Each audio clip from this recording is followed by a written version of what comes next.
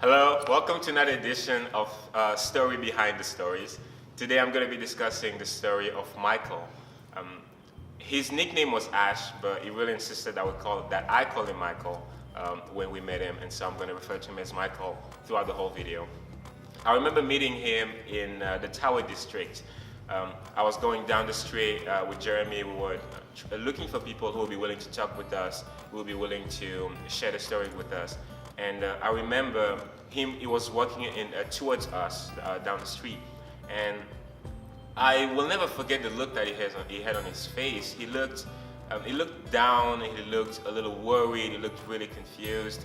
And it really looked like he was in the middle of something that was going on. And I felt bad bothering him because it obviously looked like there was something going on. But at the same time, there was a tug. I just knew I needed to talk with him. And so I stopped him and asked him, hey, how are you? What's your name?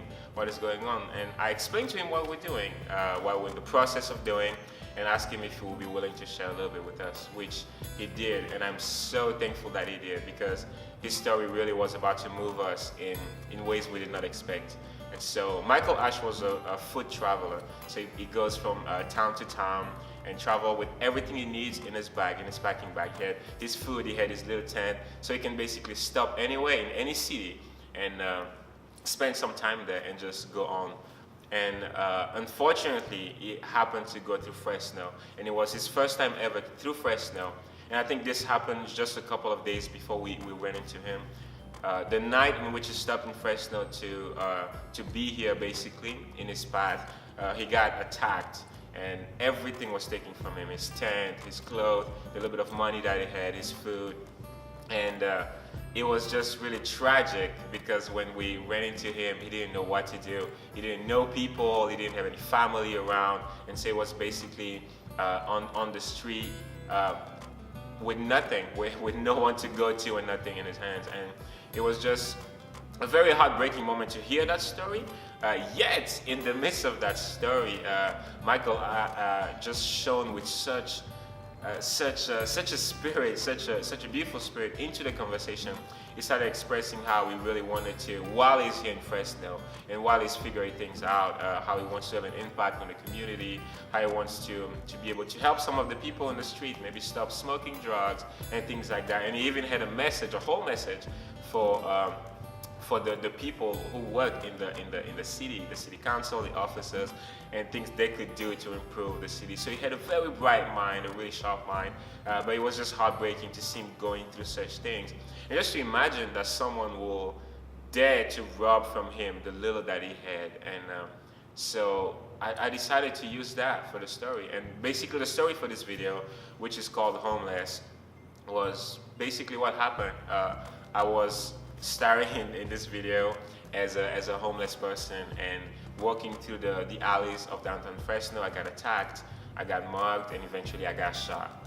Now, while Ash didn't actually get shot, Michael, when it happened in real life, I chose to add that component in it just to make it a little more visually dramatic and just reflect the intensity of what I felt when he was sharing the story with us. Because I think that's a big part of these videos. We really want, when you guys watch these videos, to be able to feel what we feel when we interview these people, what we feel when we meet them, when they share those raw emotions, those raw moments with us. And this was a way in which I chose to display that. And so in the video, after I get shot, after the people who attacked me run away, I get up and do a small dance, really questioning how much lower humanity can go overall. I mean, getting to a point to do something like that to someone like Michael in this position, it's almost unbelievable that we as human beings could get to the point in which we care so little about the well-being of other people that we just don't mind hurting them, taking from them, and just leaving them in positions like that. And so the whole entire message of the video really is about that component of just loving more. And as cliche as it sounds, there's still people till today on the streets in different countries, different homes, that are suffering just because that little cliche thing is not being lived out, just because nobody cares to display love in real ways,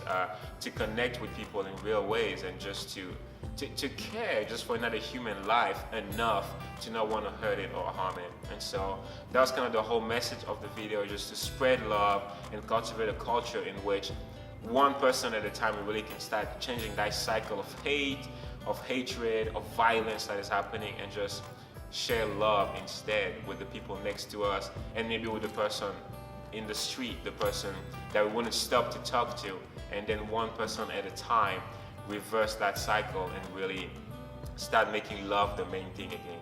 And so that's all I have for you guys for today, for this video. So again, if you have any question, feel free to write them in the comments below. I will make sure, I promise I will answer to them. If you have any comments, any suggestions, please make sure to also write them in the comment. And if you have not seen the actual video yet that I'm referring to, the link is down below. So make sure you click on it, make sure you go see the video. And even if you have seen it before, make sure you go and check it out, because you may see them through complete different lenses now and get something completely different from the story. So thank you again for listening, and I'm going to be seeing you guys really soon for another edition of Story Behind the Stories. Thank you guys. Love you.